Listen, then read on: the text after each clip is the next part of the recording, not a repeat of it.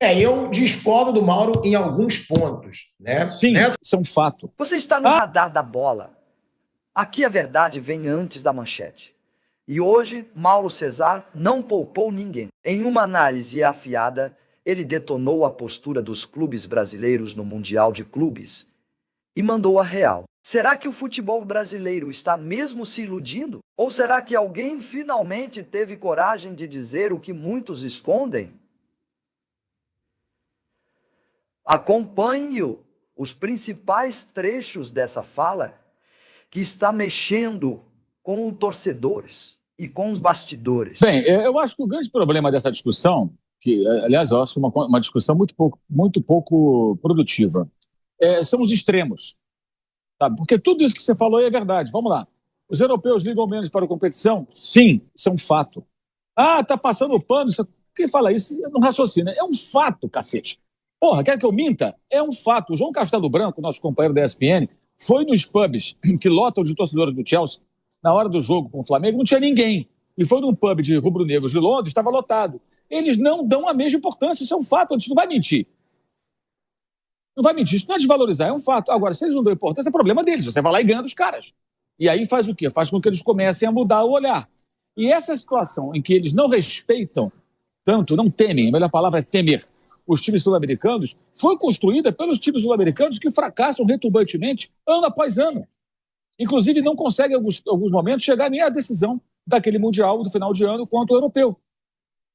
Mas não falavam nada quando o time brasileiro chegava cansado. Não é verdade isso. Não é verdade. Eu cansei de debater em programas de esporte sobre esse assunto, de fazer conta. O tal time campeão sul-americano fez tantos jogos, o europeu fez tantos jogos. Acompanhei a final de 19. Vi o João Castelo Branco, com quem eu trabalhava na época, perguntar. Estava do lado, para o Jürgen Klopp. Você sabe quantos jogos o Flamengo fez? O Klopp, não. Logo depois do jogo do Liverpool contra o Monterrey, que classificou para a final com o Flamengo, que tinha vencido o Al-Hilal.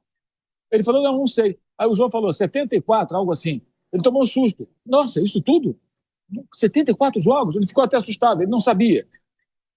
Se falava sobre isso, sempre se falou sobre isso. Não é verdade que não se falava. E claro que sempre foi colocado nas análises sensatas, sim. Nas análises idiotas, translocadas, evidente que não. Mas quem pensa em futebol de forma razoável sempre falou isso. Olha, na verdade, o time chega... Claro, o Botafogo não chegou cansado contra o Pachuca. Claro que chegou.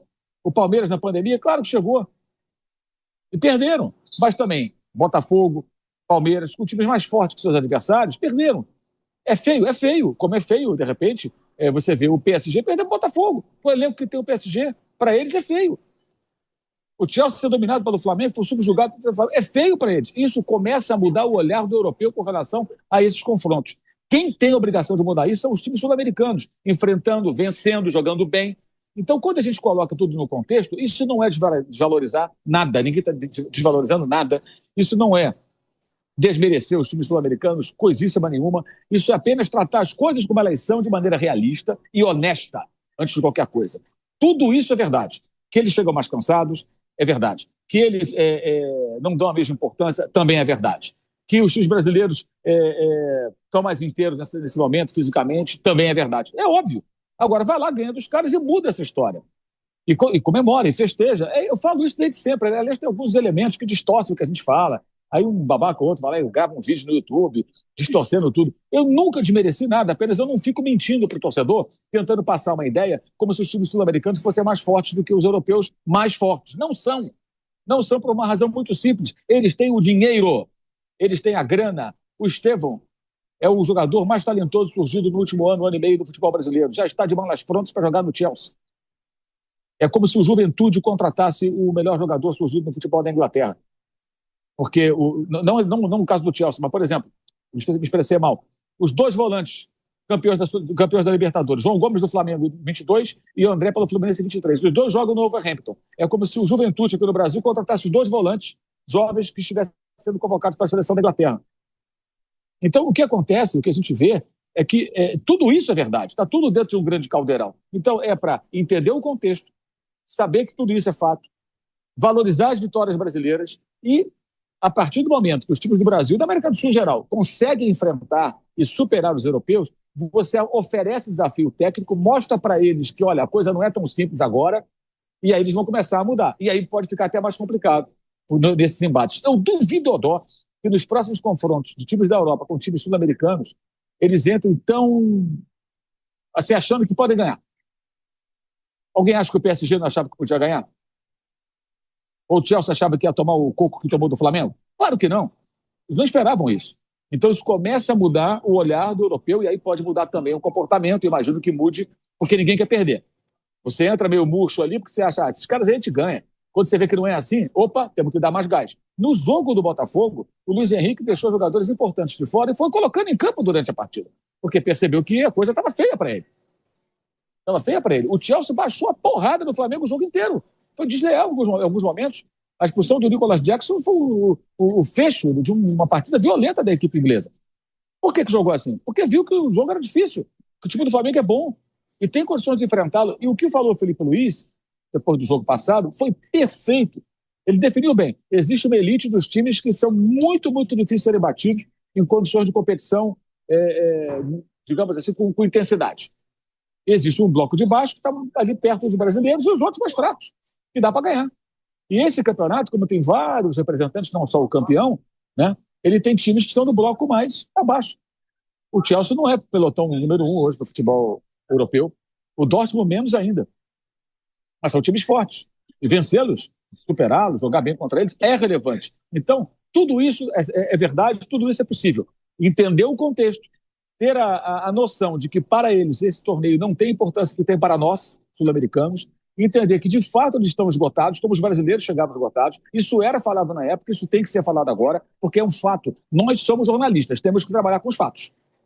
Né? E isso são fatos. Tem que ser colocado no contexto. E, ao mesmo tempo, valorizar as vitórias de equipes que, embora estejam mais inteiras fisicamente, embora estejam mais adaptadas ao calor, eu estou aqui em Orlando, um calor infernal, elas são tecnicamente inferiores, com menor investimento e conseguem enfrentar e superar. É isso, é simples assim. Gente, o Chelsea investiu nesse elenco atual, contando os jogadores que ele já emprestou, 1,5 bilhão de euros. Vocês já pararam para pensar nisso? Multiplica isso por 6 e alguma coisa. Dá para pagar a dívida do Corinthians, do São Paulo, do Fluminense, do Vasco, do Clube Social do Botafogo, do Internacional, sei lá. É uma loucura, é uma disparidade absurda. E é claro que eles conseguem contratar jogadores que são os melhores, tem times mais fortes, tem os melhores técnicos, tem campeonatos mais organizados, jogam menos partidas por temporada. Mas nesse contexto em que eles estão mais vulneráveis e com uma certa empáfia que foi construída nos últimos anos pela ampla superioridade deles sobre times de outros continentes, é a oportunidade que Palmeiras, Flamengo, Botafogo e Fluminense devem aproveitar. Simples assim.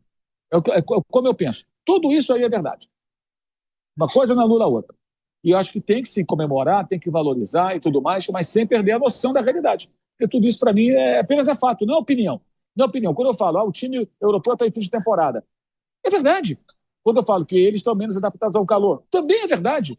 Quando eu falo que eles dão menos importância, é um fato.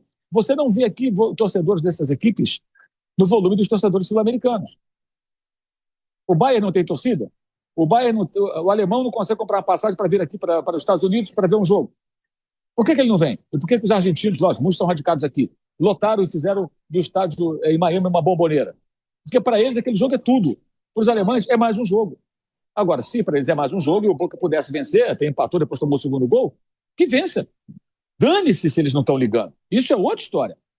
Problema deles. Agora, acho que vai mudar. Acho que a partir desses últimos resultados vai mudar. Duvido que um europeu entre em campo contra o Botafogo agora, achando que vence como quiser. Duvido que um europeu enfrente o Flamengo agora, pensando, peraí, esse time a gente ganha. Não. E vale para o Fluminense e vale para o Palmeiras. Que também fazem campanhas importantes e que, lógico, você olha para um e fala, esses times do Brasil não são brincadeira. Gente, dá para comparar muito com o basquete americano, que ganhava com times universitários a medalha de ouro olímpica com o pé nas costas. Até que um dia, no Pan-Americano, o Brasil ganhou em Indianápolis, dos Estados Unidos, em 87.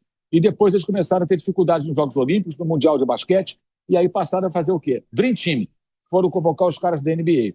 Para quem é mais novinho e não lembra, e não acompanha basquete, os craques da NBA não jogavam pela seleção norte-americana, porque não era preciso. Põe um time de universitários, a gente dá coco em todo mundo. Isso parou de acontecer porque o basquete evoluiu na Argentina, no Brasil, na Sérvia, na Croácia, na Espanha, na Alemanha, em vários países. E aí você passou a ter times fortes, Grécia, de outras nacionalidades, que enfrentavam os americanos.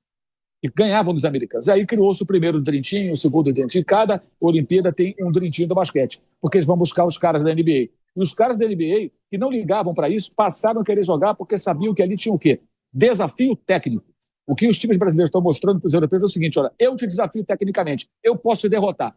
Não fique pensando aí que vai ganhar com o pé nas costas, que não vai ganhar. E a partir do que isso acontece em campo, ele vai mudar o olhar com relação ao time brasileiro. Então, acho que é importante a gente entender todo esse contexto e parar com essa coisa extrema, sabe? É uma coisa anula a outra. Não, tudo isso está num grande caldeirão e tudo isso é verdade. Agora eu quero saber de você. O Mauro Cesar tem razão? Os clubes brasileiros estão se escondendo atrás de desculpas? Ou isso é exagero? Comenta aqui embaixo e concorda ou discorda?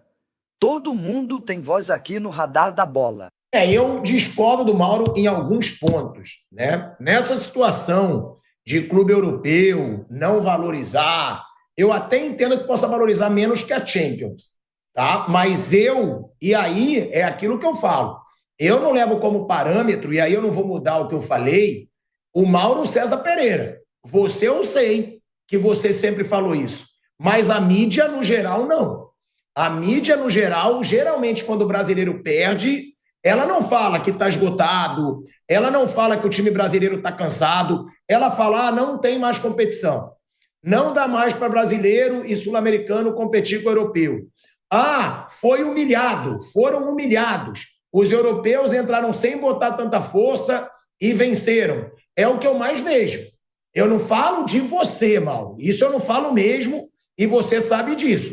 Agora, da nossa mídia no geral, eu acho sim que quando o brasileiro está indo bem, é porque o europeu está cansado. É porque o europeu está no fim da temporada. Quando os brasileiros perdem e se lascam, não tem mais competição. Não tem nem mais graça. Um clube brasileiro nunca mais vai ser campeão mundial. O que eu acho muito difícil realmente. Mas eu não vejo chamar tanto atenção para um fim de temporada como é falado agora. Agora é falado o tempo todo, não, os caras estão esgotados, não, os caras não estão jogando, não, tem o calor. O que eu digo é isso, muitas vezes quando o brasileiro perde, não fica se procurando motivo, perdeu, é mais fraco, e uma outra coisa, eu até acho, claro, que o europeu não valoriza a final do Mundial como ele valoriza a final da Champions, isso é óbvio, porque a gente sabe que tem pesos e pesos. Agora, contra o Liverpool, eu sei que você também estava lá, eu vi o Liverpool dar a vida para ganhar do Flamengo. Eu vi o Firmino comemorar tirando a camisa, vibrando, extravasando, porque o jogo estava pegando fogo. Contra o Chelsea, Corinthians e Chelsea, o Chelsea massacrou, tentou o gol a todo custo, ficou puto quando perdeu. A mesma coisa é o Liverpool contra o São Paulo. Eu também acho que, às vezes, a gente tira muito peso do feito do brasileiro, a gente que eu digo a mídia, tá? Usando muitas vezes justificativas quando os brasileiros não ganham. Quando os brasileiros ganham é porque os caras estavam tirando o pé. Então, eu continuo. Eu sei que às vezes para você pode parecer extremismo meu, que eu sou um cara meio exagerado, mas eu não levo como parâmetro você, porque eu sei que você sempre falou. E eu até digo isso para todo mundo. Eu falo, se tem uma coisa que eu amo no nosso programa, que eu gosto muito no Mauro, ele não faz questão de falar o que os outros querem escutar. Não faz. E para mim que esse programa é tão foda por causa disso. Mas a mídia, no geral, eu acho que tem muita diferença. Eu acho que tem muita diferença o tratamento quando um brasileiro ganha e quando o europeu ganha. Quando um brasileiro perde e quando o europeu perde. Eu vejo isso numa mídia que muitas vezes não tem fundamento. Ela fala por falar. E o que você traz aqui é a tua opinião que tem fundamento. Você fala isso num lado e você fala isso no outro. Agora, o que o Flamengo fez com o Chelsea, cara, eu acho que assim, o Chelsea, primeiro o Pedro Neto tirou onda com a torcida do Flamengo, né? Foi na torcida do Flamengo, mostrou o número. Os caras bateram o jogo inteiro. O jogo inteiro. Foi um jogo pegado o jogo inteiro. Então eu vi os caras dando a vida ali. Eu vi os caras fazendo de tudo, né, para ganhar do Flamengo. E é isso que eu quis dizer, que eu acho que tem que ser muito valorizado. Só quero deixar claro, tá, Mauro? Eu não levo aqui em consideração o teu pensamento, que eu sei que sempre foi o mesmo. Mas o da mídia, no geral, eu acho que às vezes tentam desvalorizar um feito que está sendo foda dos brasileiros e que muitas vezes, quando os europeus que ganham, o brasileiro é uma bosta. Ah, não dá mais. Não dá mais para ganhar, esquece. Então eu estou vendo agora uma igualdade surgindo com o segundo escalão do futebol europeu e uma certa ameaça ao primeiro. Porque é aquilo que eu falo. E aí, você concorda com Mauro Cesar? O futebol brasileiro está vivendo de passado? Ou ainda tem jeito? Deixe a sua opinião nos comentários, porque aqui no Radar da Bola a discussão continua depois do apito final. Não esquece de se inscrever, deixar o like e ativar o sininho, porque no Radar da Bola a verdade sempre entra em campo.